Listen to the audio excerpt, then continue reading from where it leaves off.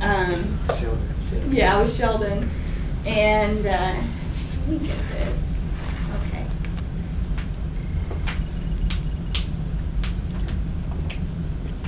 Is that picture bothering one, by the way? No? Okay. Okay. You want it full screen? Yeah. Go to the bottom where it's that little camera at the bottom, or that little projector at the bottom. Closest right by 48%. No, not at the very. On the actual. 48%. Okay, the other way. Right. Nope. Right. Ooh, right. Higher. More. There. Oh my God. Okay, so obviously my topic is obsessive compulsive disorder. So what is OCD? Anybody know? We like everything to be tidy. Yeah. Like everything to be tidy? Okay, that's good.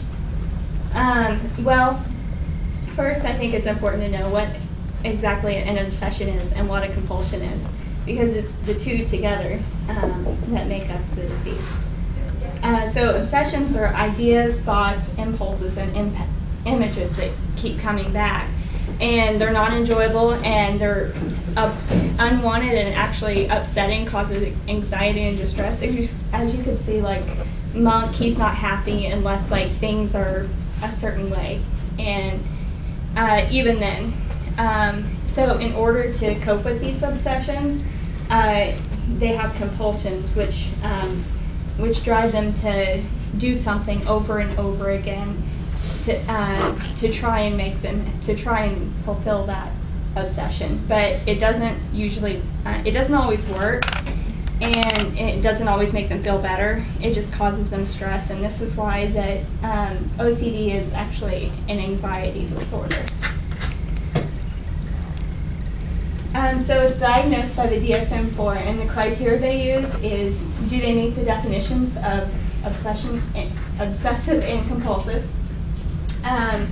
The person recognizes that the obsessions and compulsions are unreasonable. They think they're going crazy because they know this isn't normal, but they don't feel like there's anything that they can do about it. They just have to keep doing their things, and it can actually last all day. It can take hours and hours, like 10 to 12 hours in a day, and then they still don't feel good, So it causes marked distress, time-consuming, interferes with life.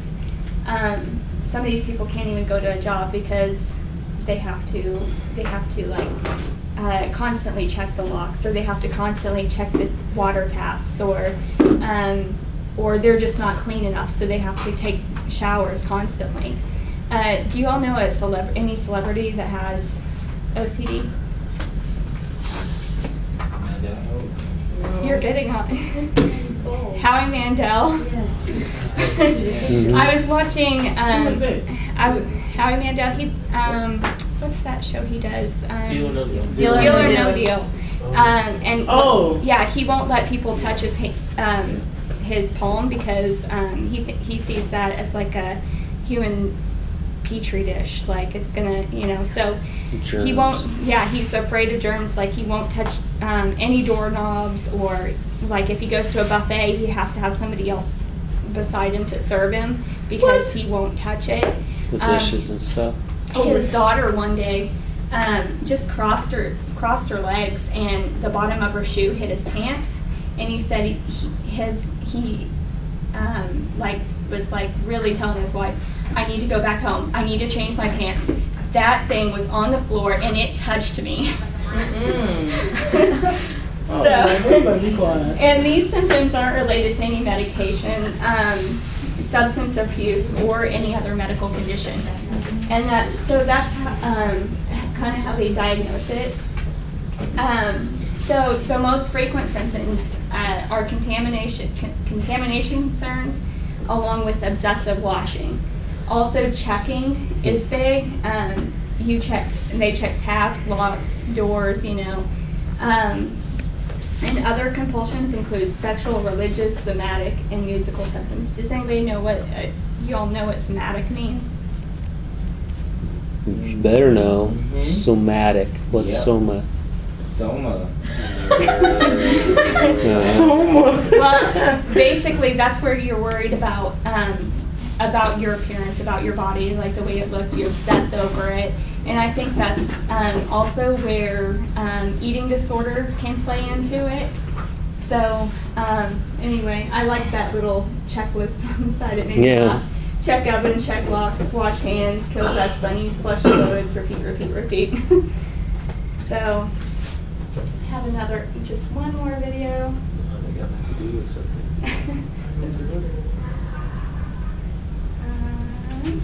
Hold on. Oh no, they got long for that. It's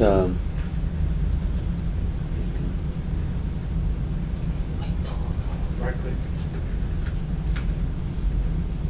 Hyperlink. Hyperlink. Yeah. Right click. Hyperlink. oops. Oh, wait. No, redo. Undo. Okay. Sorry. You got a lot of coded minutes here. We got this. Go from the back end. Yeah, there you go. Yeah. Hyperlink. Wait. Go down. Hyperlink. Yeah. Oh no. No, just you copy it. Yeah, copy. Or Control C. No. Man, just go on somewhere. Make it not go to the I have that. OCD for this stuff. Okay. I have OCD for this stuff, man. When do you present it? I can't wait for your presentation. No girls love Beyonce. Hey, say my name. Yeah. Sorry, I need to say that. Yeah.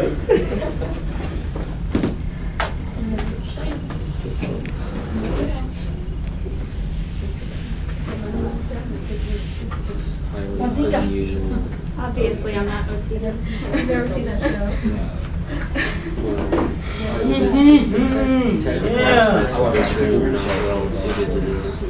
When he says something funny, he says it. So rare that your PowerPoint's been in front of the I have. Who are you? Aww.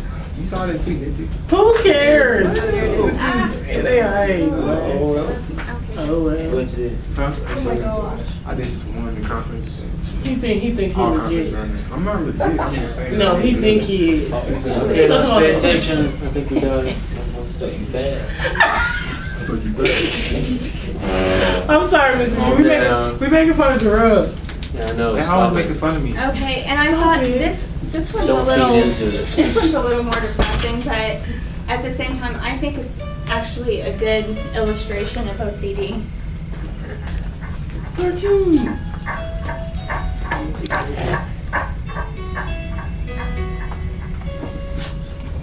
Night moon.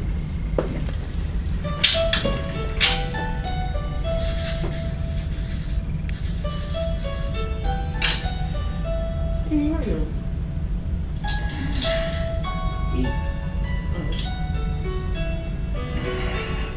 Bed. Early night.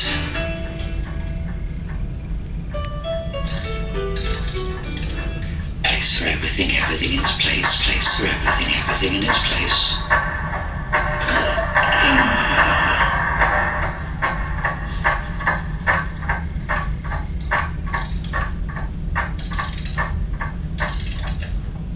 Within these four walls, 1, 2, 3, keep control, 4, something to make it alright. Step on the crack, break your mother's back.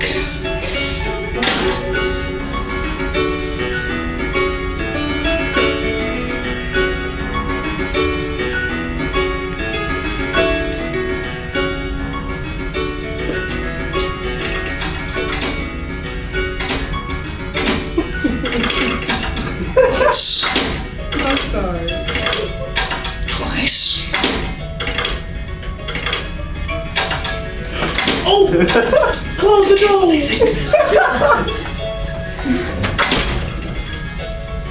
Sorry.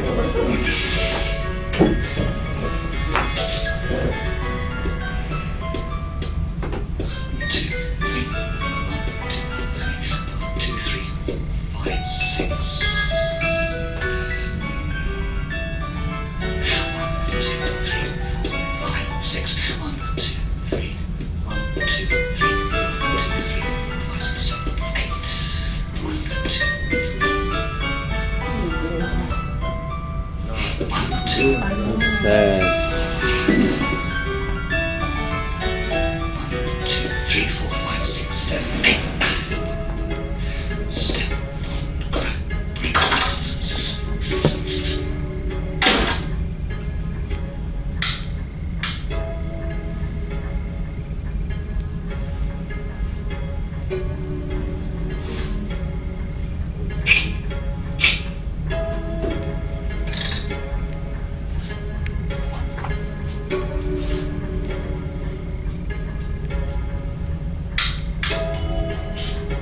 So, anyway, you can see that in this world it bothers him so much that it's taking him, it's taking him all day. He just obsesses, goes on and on and on about checking things, just making sure everything's right. And he's not even happy after continuous checking. And so I thought that was a pretty good illustration. Where did it go?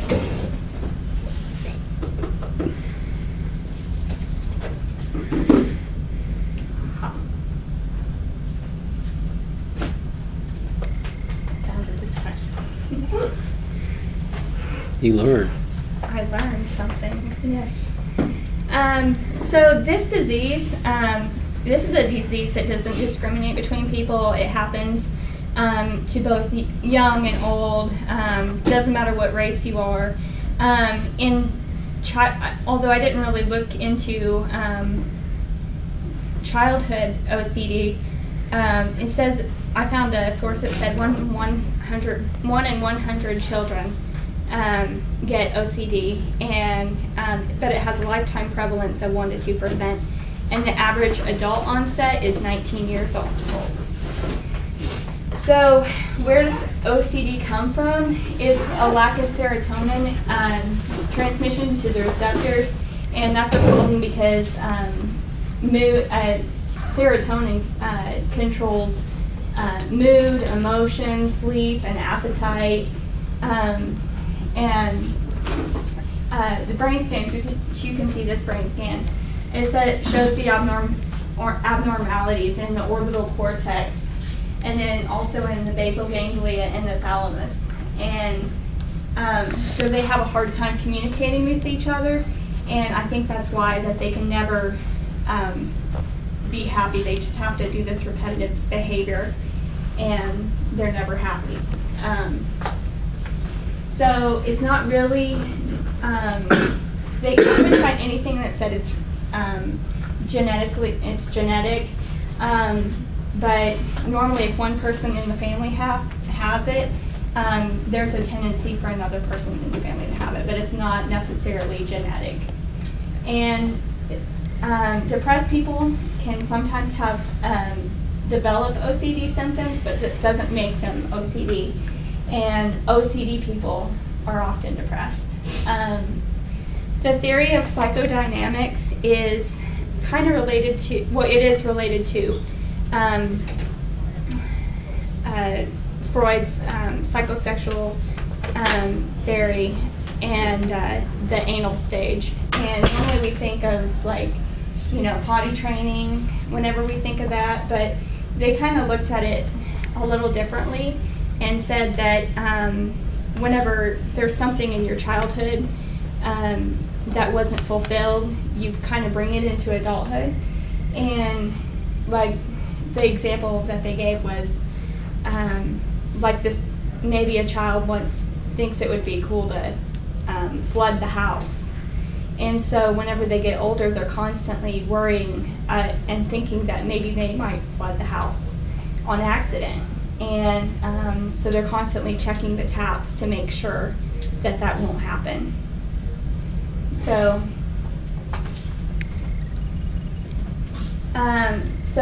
some psychological therapy, they do behavioral therapy where they expose the patient to their feared stimuli. And then cognitive interventions where they address inflated responsibility, overimportance of thoughts, extreme concern about the importance of controlling thoughts, and then they also use these together. And this is actually the best non-pharmacological intervention. Then there's group therapy, which I looked at a study on that, but I don't think it's actually in use because after they did it, they had some good testimonies, but then like some of the other people said that it wasn't good and they actually left with other issues and that they weren't able to address everybody individually as much as they needed to. And the psychodynamic psychotherapy addresses unresolved issues of the past. The pharmacologic therapy, they use SSRIs. You'll have heard of Prozac, right? That's one SSRI that can be used. And it's effective and safe, but you need to be careful about abrupt discontinuation because it can lead to relapse of symptoms, so you want to taper it off if you take it. So here's some biblical help. 1 Peter 5:7 says, casting all your anxieties on him because he cares for you. And then Psalm 4:8 says, in peace I will lie down and sleep, for you, O Lord, make me dwell in safety. And that's it. Oh. 3 questions. Yeah. Questions? How early can they be diagnosed for childhood? I haven't read, I didn't see that. I didn't really look into the childhood, but I know that it can be pretty young. Any other questions? How do the compulsions work? The compulsions? Yeah, why do those work? Why do they do that? Well, they do it. You guys, can you wait to get your stuff ready so it doesn't make so much noise? Thank you. They do it just so that to make them feel better, to make them feel safer, to try and please their obsessions, and but it's not really effective. Okay. One more. Has there been anybody that like had it and then went to like treatment or whatever, and then they don't have it anymore? Well, actually, if we had time, I would have read you. This guy, he did some therapeutic things himself. Like he's been to therapists himself, but then he decided that he was gonna. He sounded like he was a Christian, and he actually tried some things. Like he changed his diet. He started exercising. He'd observe his breath because it is an anxiety disorder. And so, like after jogging or after he'd also write down his thoughts and feelings, and then afterwards he'd look at the clock and observe his breath. And so he said now, and he'd also do things that would make him feel happy. And he'd listen to soothing music before he'd sleep, but he'd stop listening to sad songs. And then he'd do things to help other people, and all this and leaning on God, like, and trusting Him, like that brought him to 100% cure, like he was cured. Thank you.